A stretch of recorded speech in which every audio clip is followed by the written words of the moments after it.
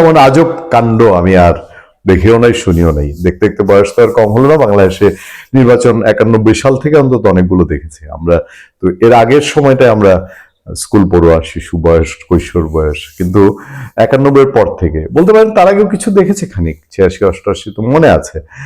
আর এরপরে ভোট দেই আর না দিই, ভোট তো দেই নেই 91 থেকে এখন পর্যন্ত। জাতীয় সংসদ নির্বাচন কোনোটাতে আমার ভোট দেওয়া হয়নি। আমি অনেকবার সেই গল্প আপনাদেরকে বলেছি। কিন্তু ভোট না দিলেও এই কীর্তি আজকে নারায়ণগঞ্জের বিএনপি ক্যান্ডিডেট মাসুদ সাহেব যা দেখালেন, এইটা আমার আসলে, আমি একটু হাসছি কিন্তু মানে আমার মাথায় ধরে না। বিএনপির মতো একটা দল, এই দলের প্রার্থী ভয় পেয়ে লেজ গুটিয়ে নিলেন, এটা ভাবতে একটু অবাক লাগে না? বিএনপি বিশাল দল, আওয়ামী লীগের মতন দল তার প্রতিদ্বন্দ্বী থাকা অবস্থায় সে সেগুলোকে চ্যালেঞ্জ করেছে, একটা দুইটা না, একাধার চেয়ে বাংলাদেশ 91 সাল পর থেকে 2008 সাল পর্যন্ত, ইভেন 18 নির্বাচন তো তার ছিল যেভাবেই হোক, সেখানে তো এই ভয় পায় কোথাও প্রার্থী সিচুয়েশন দেখা নির্বাচন থেকে সরে দাঁড়াইছে। এটা আমার কাছে খুব অবাক লাগলো। যারা পুরো বিষয়টা জানেন না তাদেরকে জানিয়ে নেই, তারপরে আমার অবজারভেশন কি কি কি চোখে পড়ছে প্রতি পরতে পরতে আমি আপনাদেরকে একটু বোঝানোর চেষ্টা করব।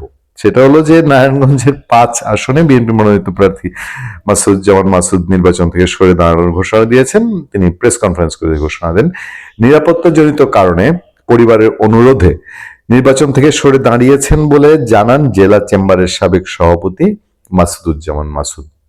এটাও কিন্তু কম পদ না, জেলা চেম্বারের যিনি সভাপতি উনি কিন্তু ওই জেলায় সব দলের সাথে তার একটা ভালো সম্পর্ক থাকে, তার ভোটাররা ওই জেলার রাজনীতি নিয়ন্ত্রণ করেন, সেরকম ব্যাপার আছে। খেয়াল করে দেখবেন নারায়ণগঞ্জের মতো জায়গায়, নারায়ণগঞ্জে বিএনপি কি ভীতু? নারায়ণগঞ্জের বিএনপি তো সেই শাহেম ওসমানের সময় থেকে নারায়ণগঞ্জ কাঁপানো বিএনপি, এবং আওয়ামী লীগ সরকার পতনের আরো 1-1.5 বছর 2 বছর আগে থেকে নারায়ণগঞ্জে ঝামেলা হয়। নারায়ণগঞ্জে বিএনপি আওয়ামী লীগকে চ্যালেঞ্জ করার চেষ্টা করেছে। আপনাদের মনে আছে কিনা পূর্ণিয়ার খোঁজ 2022 সালে ফেসবুক পেজটা এখনো সার্চ দিলে পাওয়া যায়, এবং ইউটিউব চ্যানেলটাও সার্চ দিলে পাওয়া যায়। ওই চ্যানেলগুলোতে আমি একটা আলোচনা করেছিলাম। নারায়ণগঞ্জে বিএনপির 2জন মানুষ সেদিন মারা গিয়েছিলেন পুলিশের গুলিতে। হ্যাঁ, পুলিশের গুলিতে বা বিজেপির গুলিতে, যতটুকু আমার মনে পড়ে। আমি হেডলাইন করেছিলাম যে নারায়ণগঞ্জে খেলা শুরু হয়েছে। এটার কারণ হলো তখন শাহেম ওসমান এবং বিএনপি নেত্রী রুহিন ফারহানার মধ্যে খেলা শুরু, খেলা হবে, এইসব কথাবার্তা খুব চলছিল। তো সুতরাং নারায়ণগঞ্জের বিএনপি অন্য কোনো জেলায় যদি আপনি দুর্বল বলেন, ধরেন এটা যদি আপনি গোপালগঞ্জ বলতেন বা এই বৃহত্তর ফরিদপুর বলতেন বা ময়মনসিংহ রিজনের কোনো কোনো জেলায় বলতেন, তাহলেও বুঝতাম। নারায়ণগঞ্জে এই ঘটনা ঘটেছে। মাসুদ বলছেন, মাসুজ্জামান মাসুদ, তিনি বলেন নির্বাচনে প্রার্থিতা ঘোষণার পর থেকেই পরিবারের সদস্যরা তার নিরাপত্তা নিয়ে শঙ্কিত ছিলেন। ঢাকায় ইনকিলাব মঞ্চের মুখপাত্র ও ঢাকা 8 আসনের সম্ভাব্য স্বতন্ত্র প্রার্থী শরীফ ওসমান হাদির উপর গুলির ঘটনার পর তারা আরো আতঙ্কিত হয়ে পড়েন। তাই পরিবারের অনুরোধে নির্বাচন থেকে সরে দাঁড়িয়েছেন তিনি। হাদির এই ঘটনা কতটা আতঙ্ক ছড়িয়েছে নির্বাচনে প্রার্থীদের উপরে, নির্বাচন যারা করবেন তাদের উপরে, এটা বোধহয় এর একটা অন্যতম দৃষ্টান্ত। এবং এটা তো খুব ক্লিয়ার। এই যে স্বরাষ্ট্র উপদেষ্টা বলেন আর প্রধান নির্বাচন কমিশনার বলেন যে এটা একটা পরিহাস করা জাতির সাথে, যে তারা বলছেন আইন শৃঙ্খলা পরিস্থিতি ভালো আছে।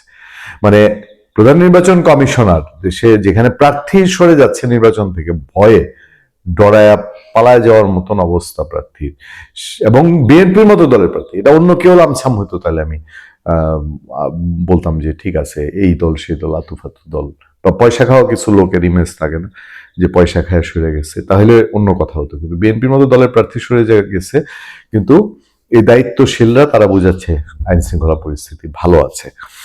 আচ্ছা, নির্বাচন থেকে সরে গেলেও মানুষের পাশে থাকবেন জানিয়ে মাসুজ্জামান মাসুদ বলেন, আমি নির্বাচন করব না, মনোনয়ন কিনবো না। গত কয়েক মাসে যেসব জায়গায় গিয়েছি সেখানে মানুষের ভালোবাসা পেয়েছি, পারিপার্শ্বিক কারণে আমাকে এমন সিদ্ধান্ত নিতে হয়েছে, এই জন্য আমি সকলের নিকট ক্ষমা প্রার্থী।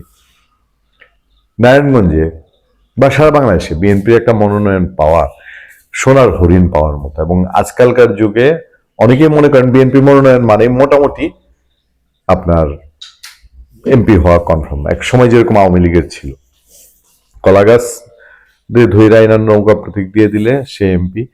এখনকার যে প্রেক্ষাপট তৈরি হয়েছে বাংলাদেশে, সেখানে বিএনপি মনোনয়নটা অনেক ব্যাপার, এবং এই কাঠখড় পুরাইতে হয়, তাকে দেশে লিয়াজু রাখতে হয়, কেন্দ্রীয় কমিটির লিয়াজু রাখতে হয়, তাকে লন্ডনে যোগাযোগ রাখতে হয়, সব দিক সন্তুষ্ট করেই না তারপরে বিএনপি মনোনয়ন। সেই টক্করের পরে টিকিট পেয়ে একটা মানুষ সরে যাচ্ছেন, তাহলে তার মধ্যে কত আতঙ্ক। এবার যদি আমি কিছু প্রশ্ন তুলি, বেসিক প্রশ্ন, এগুলোর পেছনে আর কি কি থাকতে পারে? এই ভদ্রলোক মাসুজ্জামান মাসুদ কি কোথা থেকে অলরেডি থ্রেট খেয়েছেন? এই প্রশ্ন তোলা যায় না? আর না হলে পারিপার্শ্বিকতা কি তার, তারা শুনে এমন কি পারিপার্শ্বিকতা নারায়ণগঞ্জ পাঁচ যে তাকে সরে যেতে হলো? আচ্ছা, তারপরে ধরেন যে বিএনপির মানুষজন বা একসময় বিএনপি থেকে বঞ্চিত যারা, ওই যে মেজর আখতারুজ্জামান রঞ্জনের মতো যারা জামাতে যোগ দিচ্ছেন, এমনও তো বলার সুযোগ নাই যে আখতারুজ্জামান সেলিম বা সেলিমুজ্জামান সেলিম তিনি জামাত থেকে ব্যাপক টাকা নিয়ে বসে গেছেন, তাও তো না, এই হিসাবটাও মিলে না। তাহলে কি আছে? তাহলে শুধুমাত্রই এমন কি নারায়ণগঞ্জে গডফাদার বা এই ওসমান হাদিকে ফেলে দেওয়া যেসব ক্যাডারদের আমরা দেখেছি যে মোটর সাইকেলে চড়ে এসে একেবারে শেয়ানা শুটারের মতন কপাল ভেদ করে চলে গেছে এবং দেশ থেকে চট করে পালিয়ে গেছে, এই টাইপের কিছু নারায়ণগঞ্জে আরো ভিড় করেছে, যেটা সেলিমুজ্জামান সেলিম টের পেয়েছেন। দেখ, এইসবের পরে অন্তত নারায়ণগঞ্জের বিএনপির নাক কান কাটা গেছে, এটুকু পাওয়া যায়। মানে নারায়ণগঞ্জের বিএনপির কি এই হিম্মত ছিল না যে তার প্রার্থীকে শেল্টার দিয়ে রাখার? নারায়ণগঞ্জ পাঁচের বিএনপির নেতা কর্মীরা তারা কি এতই এতই দুর্বল? এমন তো বলা যাচ্ছে না যে জামাতের কারণে তারা এতই দুর্বল। তাহলে সেই সিচুয়েশনটা কতটা ভয়াবহ যে একজন প্রার্থী, বিএনপির মতো দলের প্রার্থী, তিনি চলে গেলেন তার দলের মুখে চুনকালি লাগিয়ে। এইটা তো একটা লজ্জার মধ্যেই ফেললো বিএনপিকে। বিএনপির জাতীয় পর্যায়ের নমিনেশন দিয়ে আপনি দিয়েছেন এমন একটা লোককে যে এই প্রতিকূল পরিবেশ চ্যালেঞ্জ করার সাহস পায় না, নির্বাচনের মাঠ ছেড়ে চলে গেছে, নির্বাচনের মাঠে খেলা ফিল্ডে গড়ানোর আগেই। আর স্থানীয় বিএনপি যদি বলা হয়, তাহলে স্থানীয় বিএনপির তো আর এখানে মানে তাদের চুরি পড়া উচিত এরকম একটা সিচুয়েশন যে তাদের প্রার্থী আপনারা, তাদের কর্মীরা কি করেন? ওখানে কি সাহসী কোনো কর্মী নাই যে এই প্রার্থী এই ধরনের সিদ্ধান্ত নিল? আর এর ভেতরে যদি অন্য কোনো কাহিনী থেকে থাকে, থাকতেই পারে, রাজনীতি যে এখন কত রকম খেলা হচ্ছে, সেখানে যদি অন্য কোনো কাহিনী থেকে থাকে, তাহলে নিশ্চয়ই এটা স্পষ্ট করা দরকার বিএনপির দিক থেকে, কারণ এই প্রভাব সারা বাংলাদেশে পড়বে না এটা তো গ্যারান্টি দিয়ে বলা যায় না। আরো কোথাও যদি কেউ আতঙ্কে থাকেন, ভয়ে থাকেন, ভীতু থাকেন, তার জন্য এরকম হবে। আমরা দেখলাম সোশ্যাল মিডিয়াকে ভিডিও ছড়িয়ে গেছে চট্টগ্রামে ধুমাধুম এক বাড়িতে গিয়ে রাত্রেবেলায় ৩-৪ জন মানুষ ১৫-২০ রাউন্ড গুলি ছুটছে, মানে একটা আতঙ্কের জনপদে তৈরি হয়েছে বৃহত্তর চট্টগ্রামে। এই রাউজান টাউজান এই এলাকাগুলো মনে হয় যে ওখানে সব হচ্ছে তাদেরই অভয় আশ্রম। টেকনাফ হয়ে যেসব অস্ত্রের কথা শোনা যায়, রোহিঙ্গা ক্যাম্প হয়ে যা শোনা যায়। তো এই নির্বাচন শুরুটাই এখনো ঠিক মতো হলো না। তফসিল ঘোষণার পর এসব কাণ্ড কারখানার মধ্যে দিয়ে সেলিমুজ্জামান সেলিম কি একটা বড় প্রশ্ন রেখে গেলেন না জাতির সামনে? ভালো থাকবেন, সুস্থ থাকবেন। আপনার সাথে আমি আতিক রহমান, পূর্ণিয়া।